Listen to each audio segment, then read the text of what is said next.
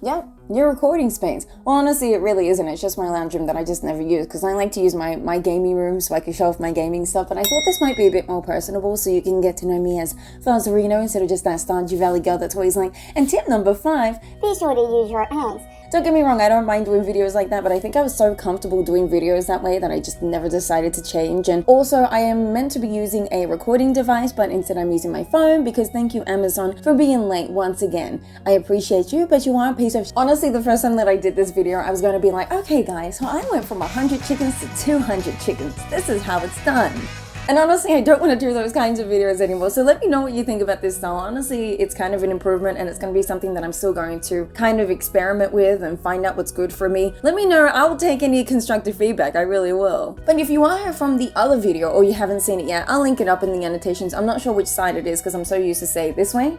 It's probably this way. But if you have seen that video or you haven't, I'll leave the video in the annotation so I can show you where I'm kind of piggybacking off. But there is at certain points where I do use a speed buff just so I can run quicker. Now I know a lot of people prefer gameplay style, but because that is a challenge, once I show you how I collected these resources, you'll understand why I need a speed buff, because the running buff honestly saves me so much time and it's needed, and I'll show you why. So first I needed to plan that I actually needed another 25 coots, which means I need more wood and I need more stone. The way that I got my trees is I first decided to clear off my farm completely, so I upgraded my pickaxe and my axe so I can be sure to knock down those boulders and those logs out of the way. Then you need to plan on how I'm going to get this much wood. Now if you're someone that likes to just go to Robin and buy them for 100 wood or however much she charges, honestly I think it's a waste of money. I think going to Robin and buying resources is beside the point of why you want to play Stardew Valley. If you want to just buy your resources and do that, that's fine, but it is a farming game after all, and you're farming resources, not just only doing farming, you know, with your crops and whatnot. Now you know how you get more seeds? By cutting down trees. I'm not even kidding. Legitimately, once you reach foraging level 1,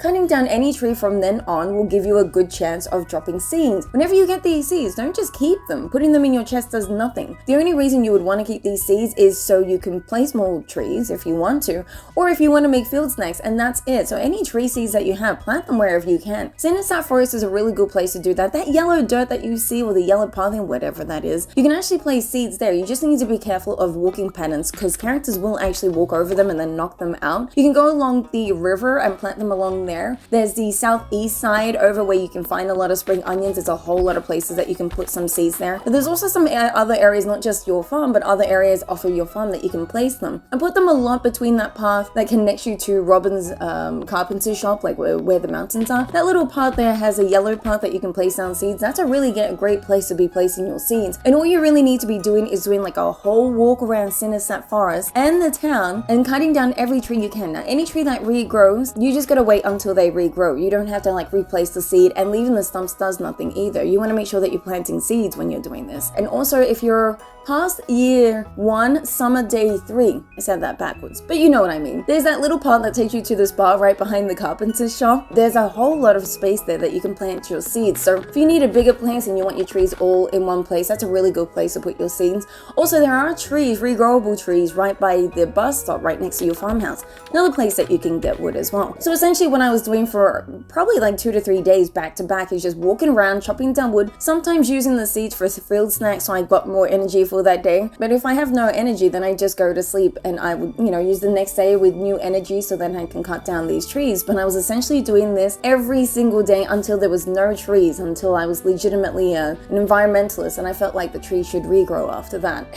Now, if you're someone that doesn't want to cut down the trees, you can buy the wood instead, or you can actually go into the mine. There are barrels that you can find in there that have a chance to give you wood. It's not a lot, but sometimes you can get a decent amount of wood in there. But essentially, I was doing this every single day until I was able to have no trees everywhere. And then I was like, well, now I need stone. So I made sure that once all the trees were gone, I was preparing myself to go into the mines, having at least one back upgrade and then heading into the mines. Now, the best way to get stone is not just to run in there like a maniac with your pickaxe being like, I'm going to chop down everything. You can't do that, but there is a better way to farm yourself some stone. There are boulders that you can find in the mines, and the best way to farm these is by resetting the mines or having the reset mine trick, whatever it's called. You can go into the mines, find yourself, like, let's say you go to level 20, go down the ladder to 21 and hopefully find yourself a boulder. Cut down that boulder, and instead of trying to find a staircase to descend you down, just head back to the top. by using the ladder. Once you get back to the top, you essentially reset the mines, and that allows you to go back to level 20 or any floor for that reason, and it will reset. Now obviously as you descend down, that doesn't really reset the floors, but having to go back to the top does, so use this in your advantage. Not only is cutting down boulders a really good idea because they give you 10 stone for every,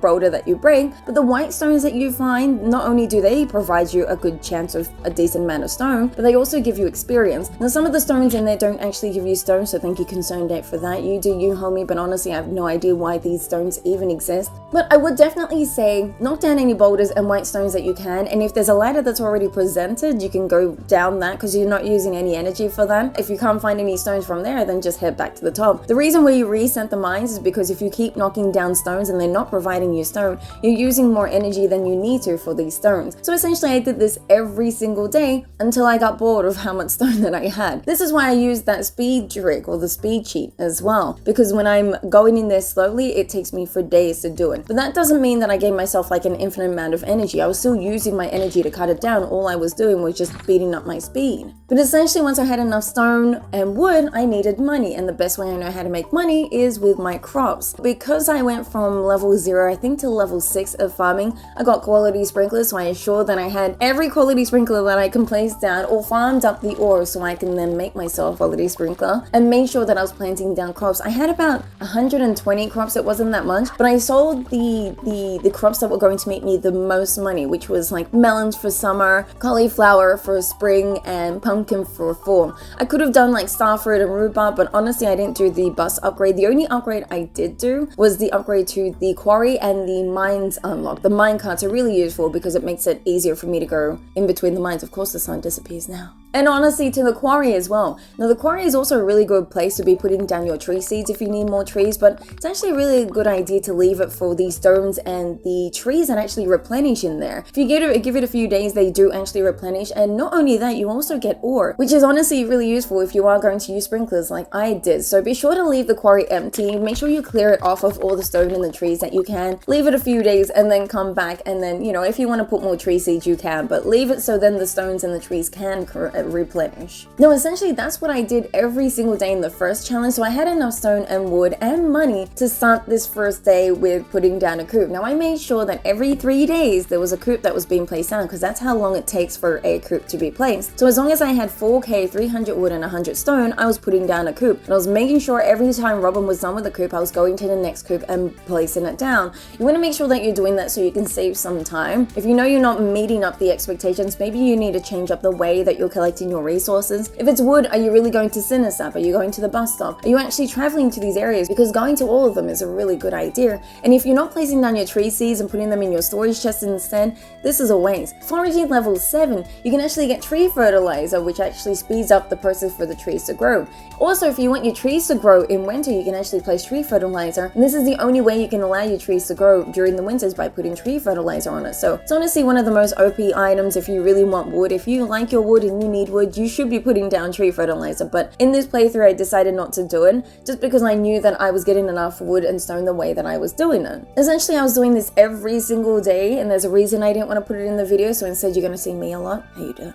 Now money is obviously important as well. For every coop that you place down, which is 4,000 gold, you need 4 times 8, 3,200 gold for 4 chickens to be placed in there. Obviously if you do upgrades you need more chickens, but you need a minimum of 3,200 gold for all the chickens. I was making 7,200 gold per coop so I can make sure that the chickens are in there. I did make sure that I closed the door on the coops. The reason being, I wanted to make sure that there was some sort of like funnel way that I could have the chickens go to an area so we can see them all, because I'd like to see 200 chickens in one area, but it was proving to be difficult. I made sure that all the coops were right next to each other with a path that split them apart, not only as a walking path, but just to make sure that the debris wasn't going to be in the chickens' way. So when it came to the day that there was 200 chickens, we could see them. So on the final day, you'll see I've got this whole area with fiber, and I was preparing for them, and I used my speed mod to open up the doors as well. But honestly, by the end of it, there was like maybe 60, 70, maybe 80 chickens that decided to go into the fiber. I mean, I was starving these chickens, so I thought they might just randomly appear and be in this fiber area, but a lot of them were just hanging out. I was like, oh, Okay, never mind. Honestly, the farming was fun to get the stone and the wood and the money. And to make this little funnel system was cool. I just wish there was a way you can like call over the chickens. There's a game that I'm currently playing called 𝓗𝓸𝓬𝓶𝓮𝓵𝓮, which is like an Australian type Stardew Valley cross Animal Crossing type game. And you can actually call over your animals by whistling at them. But in Stardew Valley, there's no way to do that. So I think that's a big downfall that Stardew Valley has, because I can't bring over the chickens. So I couldn't exactly show you the 200. But this is essentially my whole process. Let me know what you think. If you enjoy this kind of style, let me know. This is something I'm going to be experimenting with, so you'll be getting to know me and my editing style. Also, thank you all so much for your support. I've reached 15,000 subscribers on YouTube, which is honestly an amazing ordeal. I didn't know what to do to celebrate for it because I didn't know it was happening, and then when it did happen, I was like, this is insane. So thank you all so much for your support. As always, do your kindness by leaving a like, subscribing. If you want to see me live, I'm on twitch.tv/Fuzzireno. Honestly, it's a great time. We're a great little community. I'll leave some videos for you to, I can't remember which side it is, but one of these sides, there will be some more videos that you can check out, and I hope to see you next time. Take care.